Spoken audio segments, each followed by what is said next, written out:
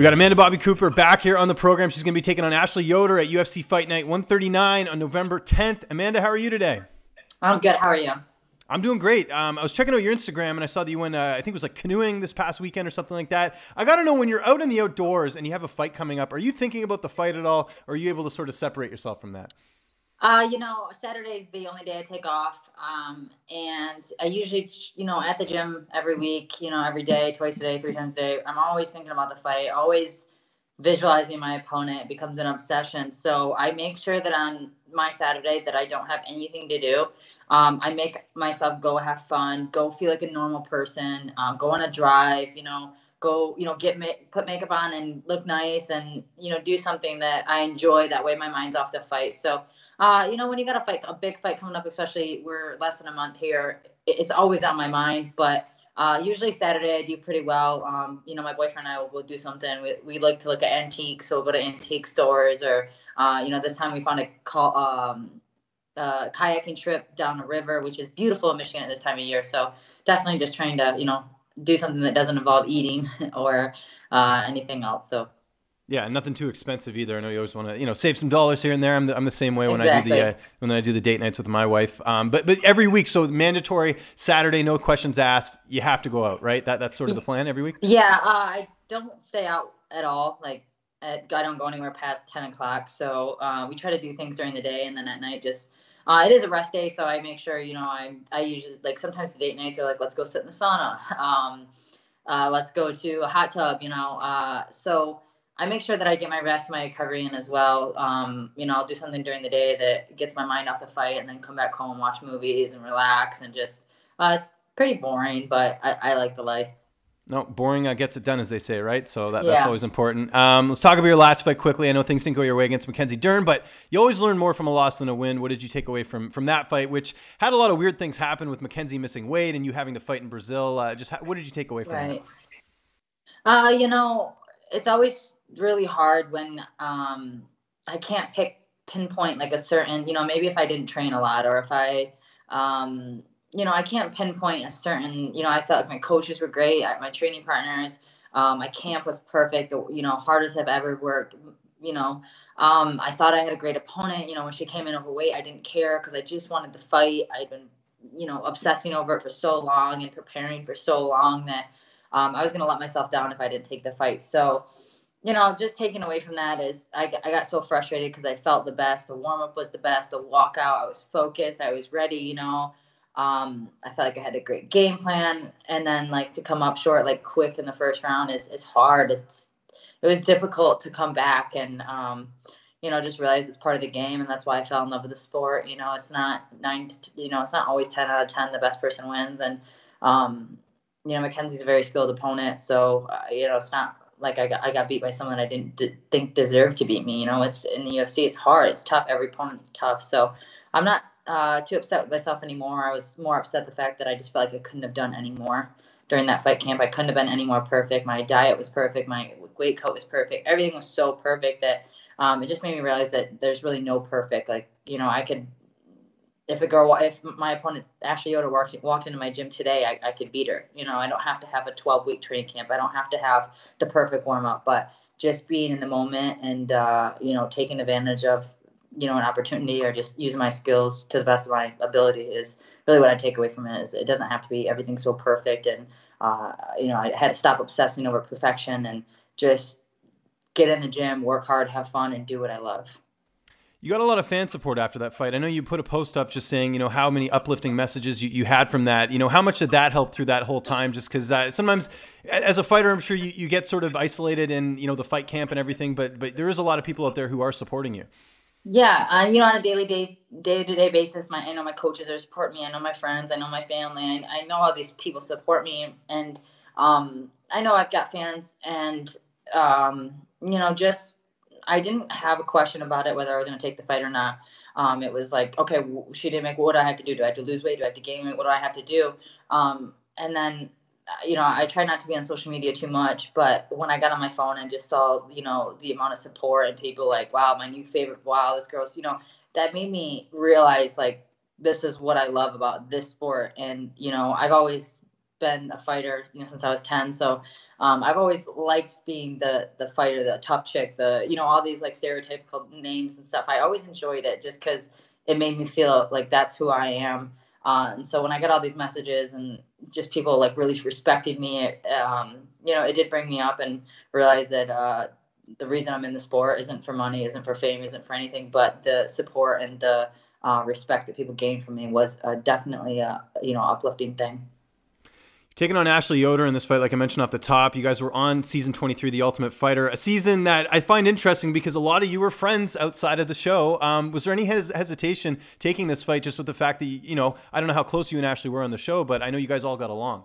Yeah, no, I liked Ashley. She had a good story, and, she definitely seemed like she cared a lot about the sport and she trained hard. So, of course, I liked her, but, it's been 2 years, it's been a while now, it's been a long time. So it didn't cross my mind. I thought in the house I was going to fight her, so I was kind of preparing for that. And I asked my coaches for the fight with her originally, and I didn't get it. But as soon as I heard the name for this fight, I was like, of course. Like, it's been a long time, so skills are different. Motivation's different. Everything's different 3 years later.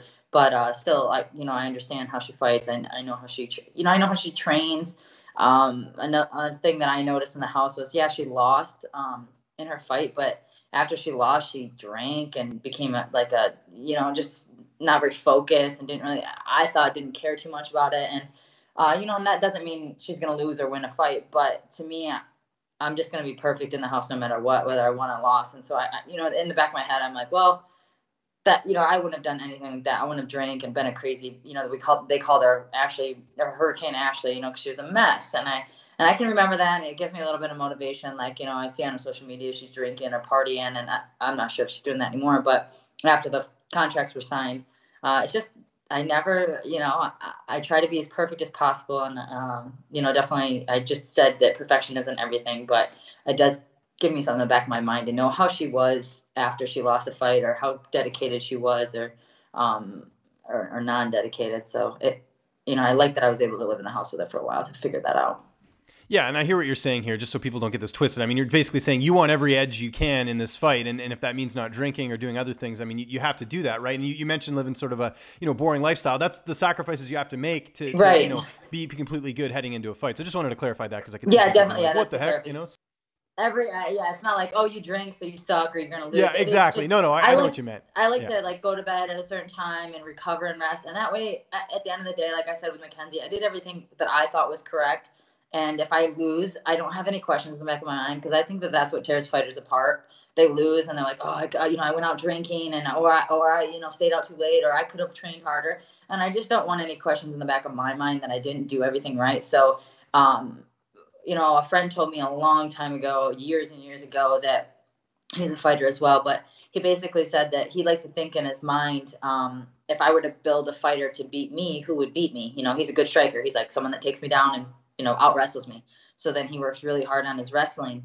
And then he thinks, if I were to build a fighter to beat me today, who beats me? Okay, maybe he's got the better striking and the better wrestling, but the guy submits him. So then he works really hard on his ground, submissions. Maybe the person that beats him has better cardio. Then you work on your cardio. Maybe they eat better than you.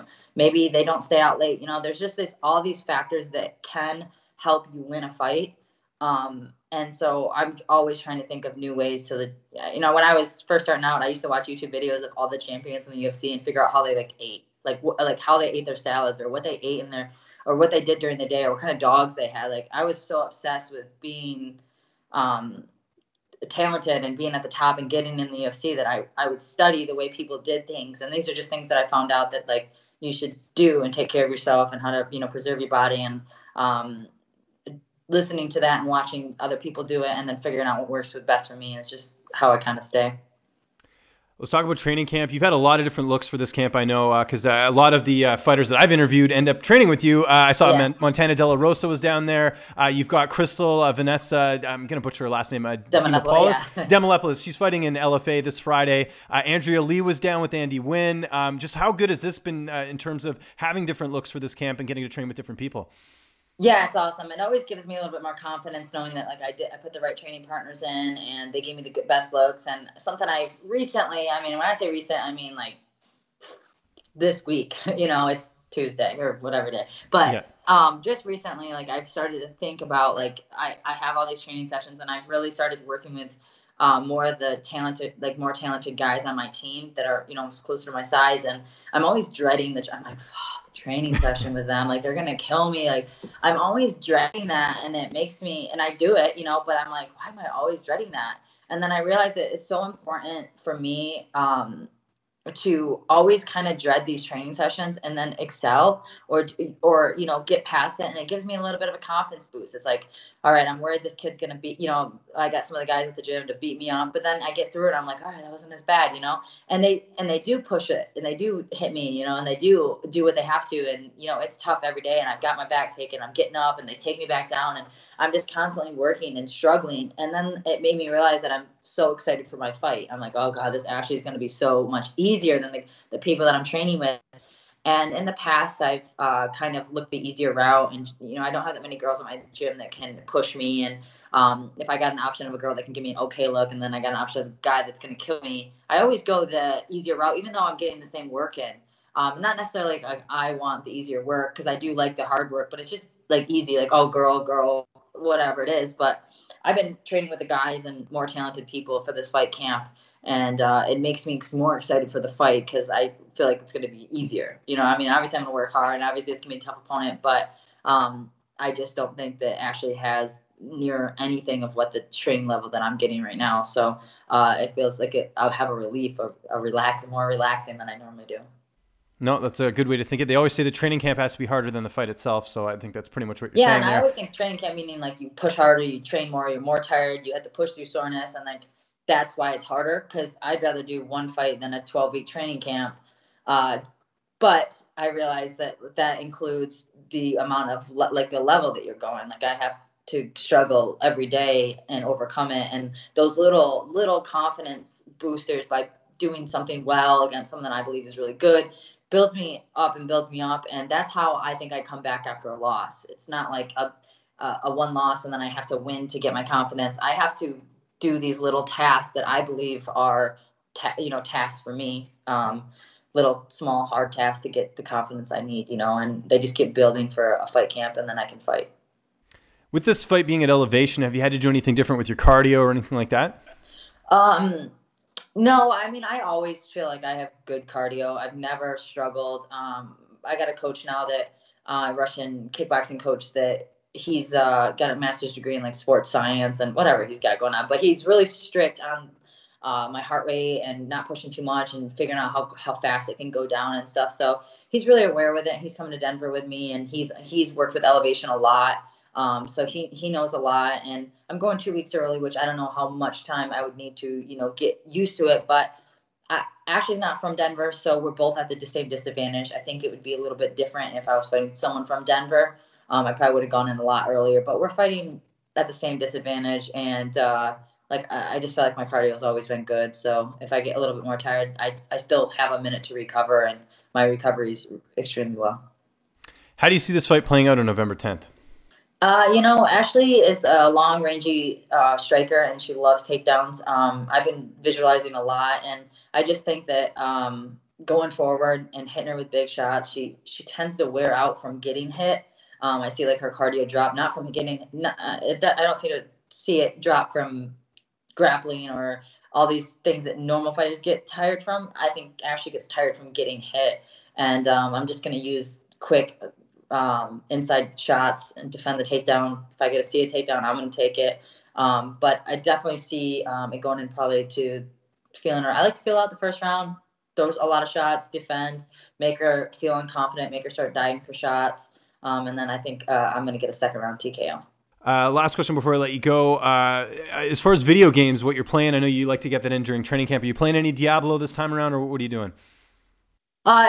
Just because I moved. I moved over a month ago, but the move was hard, and we haven't got into. My boyfriend and I were playing Diablo pretty serious. Right before we moved, and then we've moved. So at the last month or two, I haven't played anything, and now the fight's getting really close. So basically, when I'm home, I'm sleep or eat, and then go out. Okay. to the gym. Good stuff. Got to keep it simple, and this is going to be a great fight. It's coming up here November 10th. It is UFC Fight Night 139. Amanda, I always appreciate the time. Always appreciate it. Just remind people where they can find you on social media, and if you have any sponsors or shout-outs, the floor is yours. Yeah, social media, my Twitter and Instagram is at ABCNation115. And then as for sponsors, I'm actually starting this really cool banner that I'm having made, because I can't walk out with a banner and I can't have it on my clothes, but I'm going to eventually get a banner to like kind of hang behind me when I do interviews, and to hang out my gym so I can take post-fight photos with. So I'm having that made right now, and I've only wanted 5 sponsors on it. That way it's not too crowded and the businesses get what they want. So my photographer that always takes all my photos of me that everyone loves is Shy Lesnar Photography. She's local, and I use her all the time. Probably for the last 7 years I've used her, and I probably would never use anyone else. And then a DJ company from Cleveland Productions is sponsoring me for this next fight camp, and he's actually going to throw an after party for me and DJ the party. And he's become a pretty close friend of mine. He started off as a fan who would just send me fan mail after my fights and like send me box of chocolate and candy and all this stuff, and then it became a sponsoring relationship and now friendship. So Cleveland Productions and Shy Lesnar Photography so far on my banner. I should be getting a couple more sponsors in the next couple days.